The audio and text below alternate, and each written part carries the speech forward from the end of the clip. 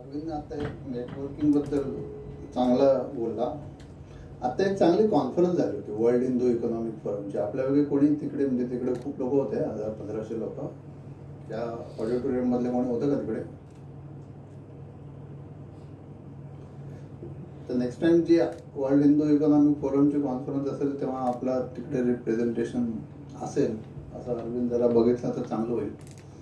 Good conference आणि नेटवर्किंगसाठी global presence होता, तर बेनिफिट झाला आम्हाला बऱ्यापैकी. ऑफकोर्स कॉन्फरन्समधनं बेनिफिट यायला वेळ लागतो, you have to be there. Coming back to Udyam Kaushal, मला स्टार्टअप आणि फंडिंग असा विषय दिला आहे आणि 10 मिनिटाचा वेळ दिला आहे.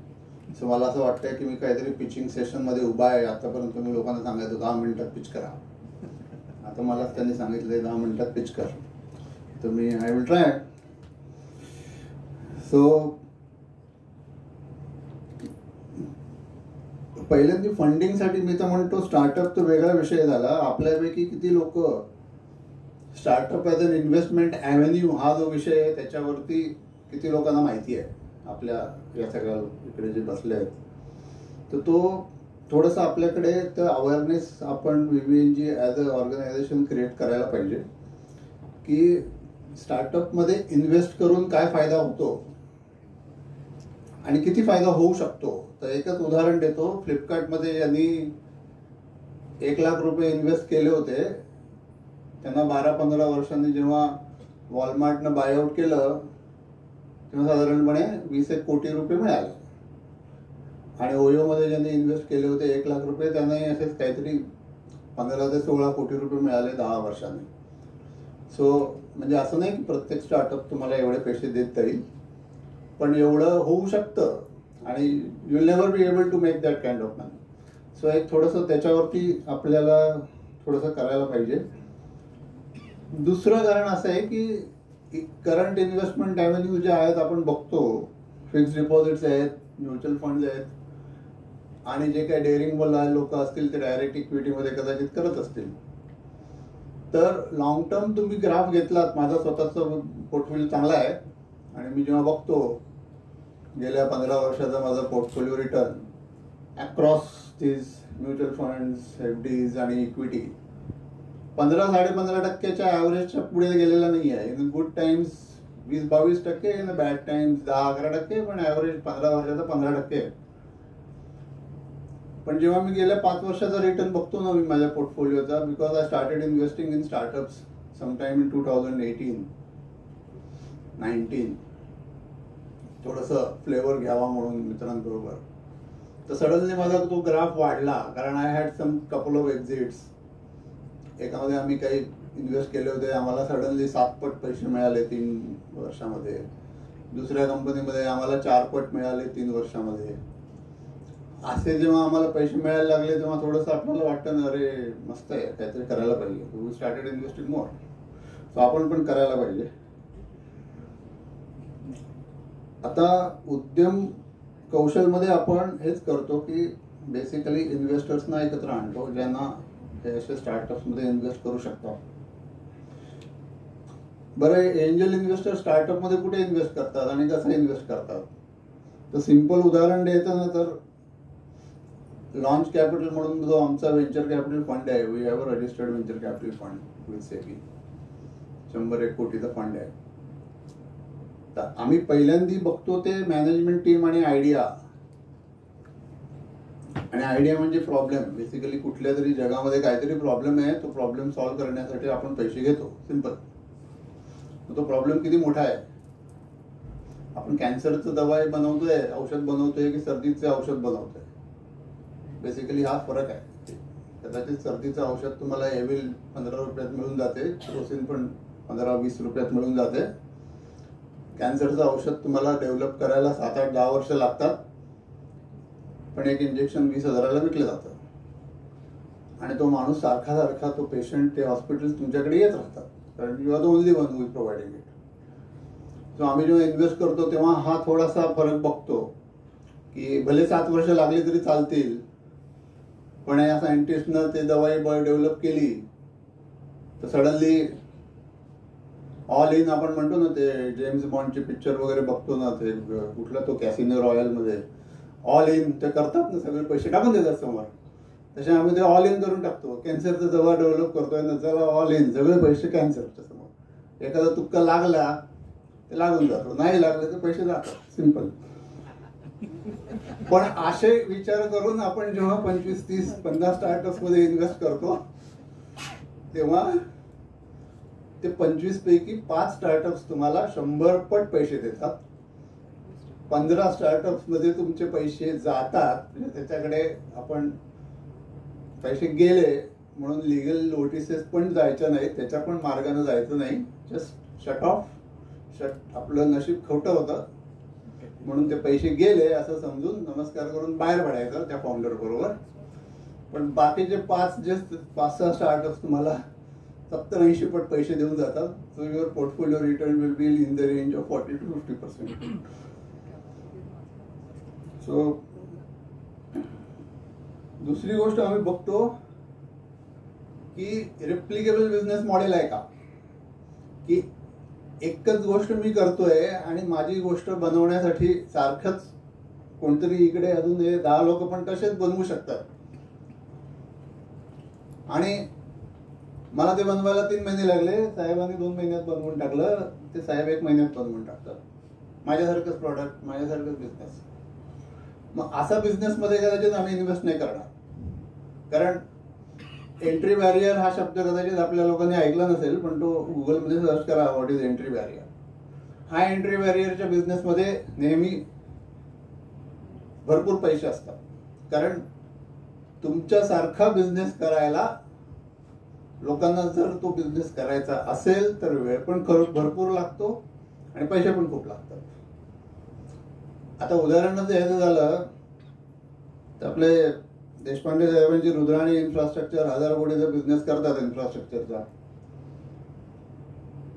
आता इन्फ्रास्ट्रक्चरचा बिझनेस म्हणजे रोड, ब्रिजेस किंवा अजून तत्सम गोष्टी बांधत असतील, वेगवेगळ्या मोठ्या मोठ्या बिल्डिंग. सिव्हिल इंजिनियर नाहीत का हो भारतामध्ये? कॉन्ट्रॅक्टर्स त्यांच्याकडे खूप असतील, सब कॉन्ट्रॅक्टर्स वगैरे. पण प्रत्येक सब कॉन्ट्रॅक्टर रुद्राणी होत नाही ना. कारण एंट्री बॅरियर त्यांनी जे तयार करून ठेवलंय ते त्यांचं प्री क्वालिफिकेशन आहे टेंडरमध्ये, की बाबा 100 कोटीचे 10 प्रोजेक्ट केले असतील तर तू टेंडरमध्ये जा. तर साहेबांचं ते जे प्री क्वालिफिकेशन आहे that is an entry barrier. ते एंट्री बॅरियर तयार करायला लोकांना 10-15 वर्ष लागतात. तोपर्यंत साहेब 10,000 कोटी झाले असतील आणि मग त्यांनी नवीन एंट्री बॅरियर क्रिएट करतील की 500 कोटीचा प्रोजेक्ट आता आपण बिडच नाही करायचा, आपण 5,000 कोटीच्या प्रोजेक्टमध्येच बिड करायचं. मग तो नवीन एंट्री बॅरियर तयार होतो. अशा बिझनेसेसमध्ये जेव्हा स्टॉक मार्केट्समध्ये लोक इन्व्हेस्ट करतात तेव्हा त्यांना पैसे मिळतात. सो असं एंट्री बॅरियर आपल्या बिझनेसमध्ये काय आहे हे एक थोडंसं विचार करण्याची गरज आहे. दुसरं, आता मी इकडे मिती ऑर्गॅनिक्स म्हणून एक बघितलं, आपला मेंबर, तो घाणीचं तेल विकतो, चांगलं प्रॉडक्ट आहे. पण आम्ही एका कंपनीमध्ये इन्व्हेस्ट केले इंटिक विजडम मध्ये गेल्या 1.5 वर्षापूर्वी. That company grew from 45 lakh rupees per month. आम्ही इन्व्हेस्ट केले तेव्हा. आता तो 2 कोटी रुपये पर मंथ करतोय. सो प्रश्न उरतो, ते घाणीचं तेलच आहे हो, शेवटी ते तेलच आहे घाणीचं. पण असं काय त्या कंपनीने वेगळं केलं की he is able to do 2 crores a month आणि अट्रॅक्ट लार्ज इन्व्हेस्टर्स. आणि आता तो अजून काही वेगळ्या स्ट्रॅटेजिक लेवलवरती काम करतोय. ते त्यानं एक एंट्री बॅरियर स्वतःच तयार केलंय in terms of product mix, in terms of process, efficiency in process, की ते आपण त्याच्यामध्ये काय करू शकतो. असं एक मी टू बिझनेस आहे, पण again it's a different business. आणि दुसरंच ग्रोथ आणि स्केल आम्ही बघतो स्टार्टअप्स मध्ये, की आम्हाला वेळ नसतो म्हणजे इन्व्हेस्टर म्हणून 10 वर्ष एखाद्या कंपनीमध्ये इन्व्हेस्ट करायला. कदाचित मी लिस्टेड इक्विटीमध्ये माझ्याकडे अजूनही शेअर्स आहेत की जे 10-12 वर्ष माझ्याकडे आहेत. I have not sold my equity. पण मी जेव्हा अनलिस्टेड इक्विटीमध्ये बघतो ना, तेव्हा 3 वर्षानंतर मला असं अनइझी व्हायला लागतं, अरे याच्यातून बाहेर कसं पडायचं.